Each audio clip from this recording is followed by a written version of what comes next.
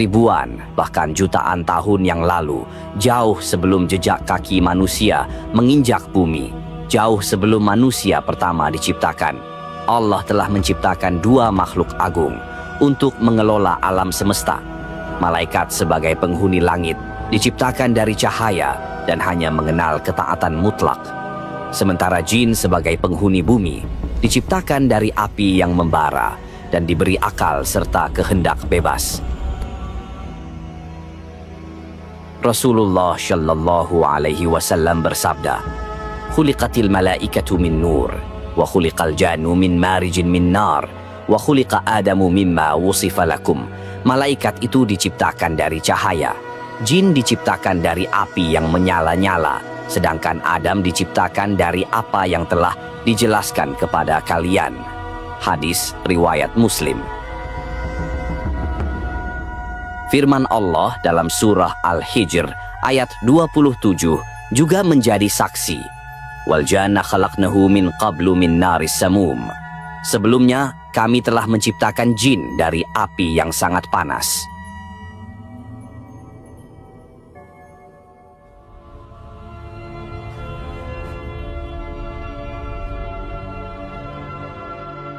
Kehidupan bangsa jin sangat kompleks dan mirip dengan manusia. Mereka hidup berkelompok, membentuk peradaban, suku, dan kerajaan dengan raja-raja yang berkuasa. Riwayat-riwayat menyebutkan bahwa mereka membangun istana-istana megah dan kota-kota yang tersebar di daratan dan lautan. Namun, karena tidak terlihat oleh mata manusia, dunia mereka tersembunyi dari pandangan kita. Sama seperti kita, jin juga butuh makan dan minum. Rasulullah Shallallahu Alaihi Wasallam pernah menyebutkan bahwa makanan bagi jin yang beriman adalah tulang dan kotoran hewan yang masih bersih. Tulang-tulang ini akan berubah menjadi daging yang lezat bagi mereka. Sementara itu, jin kafir atau setan diketahui memakan makanan manusia yang tidak diawali dengan menyebut nama Allah. Mereka juga memiliki keluarga. Mereka menikah, bereproduksi, dan memiliki keturunan. Al-Quran sendiri mengisyaratkan adanya pasangan bagi jin.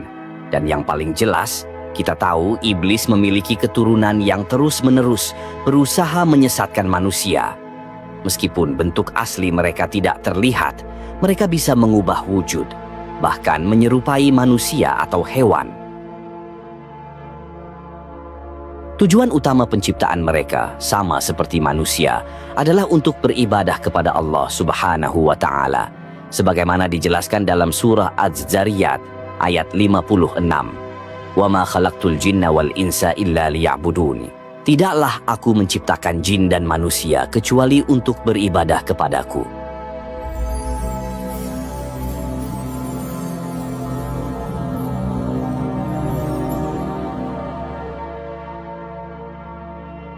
Karena memiliki akal dan kehendak bebas, di antara mereka ada yang beriman, jin muslim, dan ada pula yang kafir.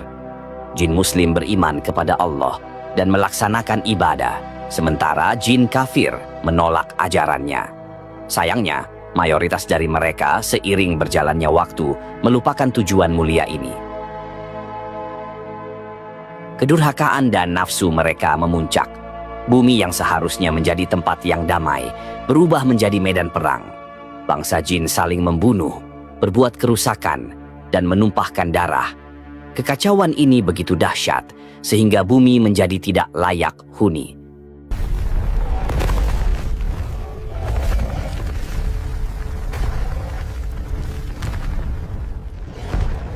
Dan disinilah Allah Subhanahu wa Ta'ala memutuskan untuk menertibkan mereka, yang menjadi awal dari kisah seorang jin paling taat yang bernama Azazil.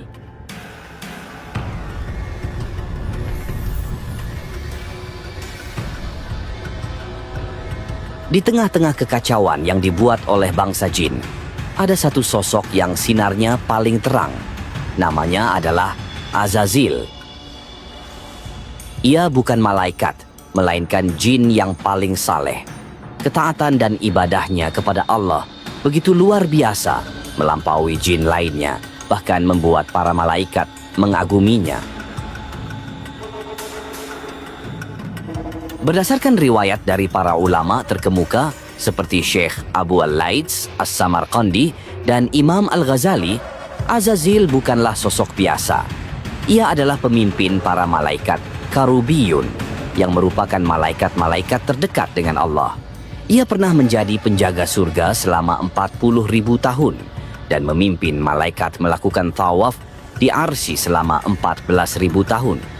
Ibadahnya tercatat selama lebih dari 185.000 tahun, sebuah waktu yang tak terbayangkan.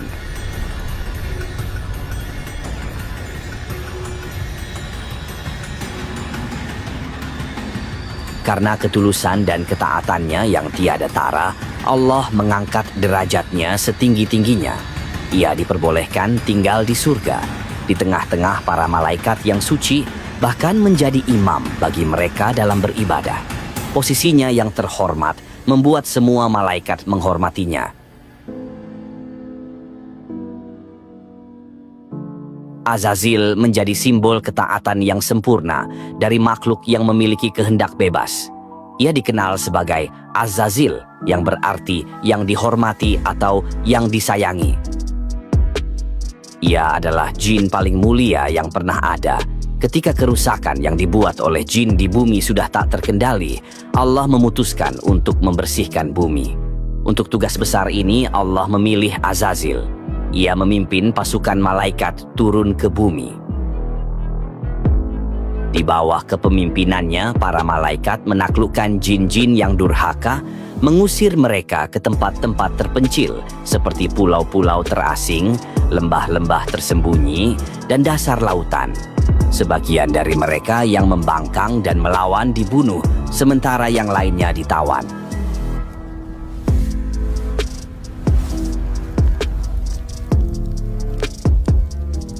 Misi penertiban berhasil dan bumi kembali damai dan bersih, siap untuk menyambut ciptaan Allah yang baru.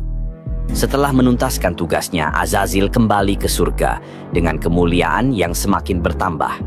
Namun, ia tidak menyadari bahwa kebanggaan dan kekagumannya terhadap dirinya sendiri telah tumbuh menjadi bibit kesombongan yang tersembunyi di dalam hatinya, menunggu waktu untuk meledak.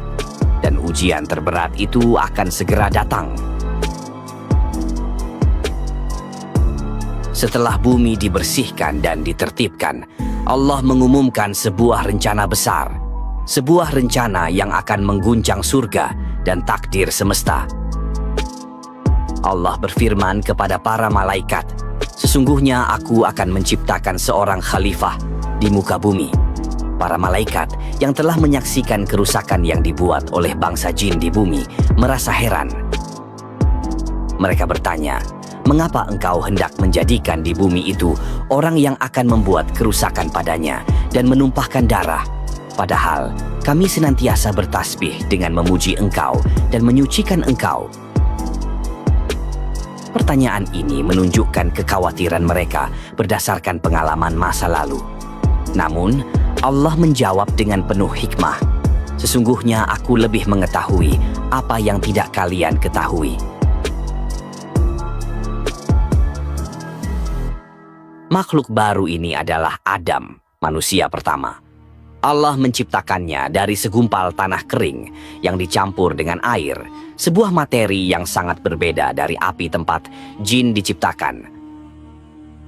Allah menciptakannya dari segumpal tanah yang diambil dari seluruh penjuru bumi. Dari beragamnya jenis tanah inilah kelak akan lahir keturunan Adam dengan perbedaan rupa, warna kulit, dan karakter. Ada yang berkulit putih, ada yang hitam, ada yang keras wataknya, dan ada pula yang lembut. Setelah jasad Adam sempurna dibentuk dari tanah liat, ia terdiam seperti patung. Jasad ini belum bernyawa. Pada saat itulah makhluk-makhluk surga mulai memerhatikannya. Di antara mereka, Azazil datang dengan penuh rasa ingin tahu yang bercampur dengan keangkuhan. Ia memukul-mukul jasad Adam dan mendapati bahwa ia berongga. Dalam hatinya, bisikan-bisikan jahat mulai muncul. Jika aku diberi kekuasaan atasnya, aku akan menguasainya. Tapi jika dia menguasai aku, sungguh aku akan membangkang. Benih kesombongan sudah mulai tumbuh, jauh sebelum ia diperintah untuk sujud. Lalu, tiba saatnya Allah meniupkan ruhnya ke dalam jasad Adam. Prosesnya tidak terjadi secara instan. Ketika ruh telah mencapai kepala Adam, ia merasakan sensasi seperti ingin bersin. Dan dengan karunia-Nya, Allah mengilhaminya untuk mengucapkan Alhamdulillah. Inilah kata pertama yang terucap dari lisan manusia. Ruh terus merambat ke mata, membuat Adam bisa melihat keindahan surga. Kemudian ke bagian mulut, membuatnya mampu berbicara. Dan setelah ruh menyebar ke seluruh tubuh, Adam pun bangkit, berdiri dan hidup sempurna. Segera setelah itu, Allah mengajarinya ilmu yang sangat luas, yaitu nama-nama segala sesuatu. Keistimewaan ini disebutkan dalam Al-Quran Surah Al-Baqarah, ayat 31.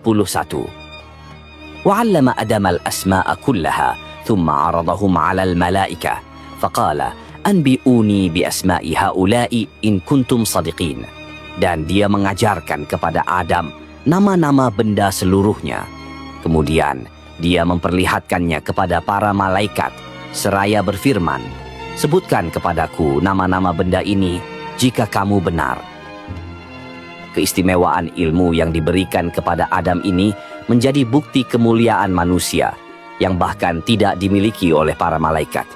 Allah lalu menantang para malaikat untuk menyebutkan nama-nama tersebut. Namun mereka tidak sanggup. Mereka mengakui keterbatasan ilmu mereka, dan kemuliaan Adam pun terbukti. Dan disinilah datanglah perintah yang menguji ketaatan seluruh makhluk di surga. Allah berfirman, "Sujudlah kalian kepada Adam."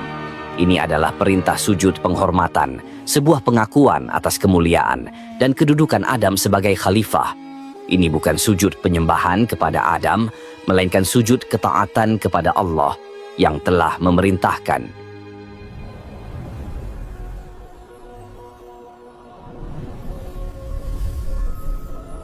Perintah ini adalah titik balik, di mana sebuah keputusan akan memisahkan surga dan neraka, ketaatan dan pembangkangan, kebahagiaan dan kutukan abadi. Perintah telah diberikan, suasana surga hening, dipenuhi ketaatan. Semua malaikat yang diciptakan dari cahaya dan hanya mengenal kepatuhan, segera bersujud tanpa ragu. Mereka menundukkan diri, mengakui keagungan Adam yang telah diberi ilmu langsung oleh Allah.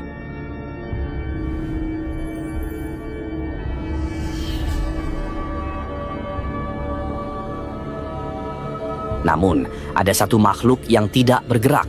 Ia berdiri tegak, membiarkan kesombongan menguasai dirinya. Ia adalah Azazil.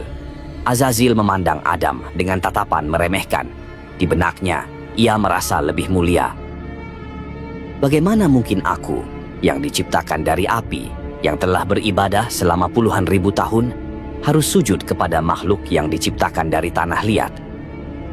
Bisikan sombong ini lebih kuat dari ketaatan yang telah ia bangun.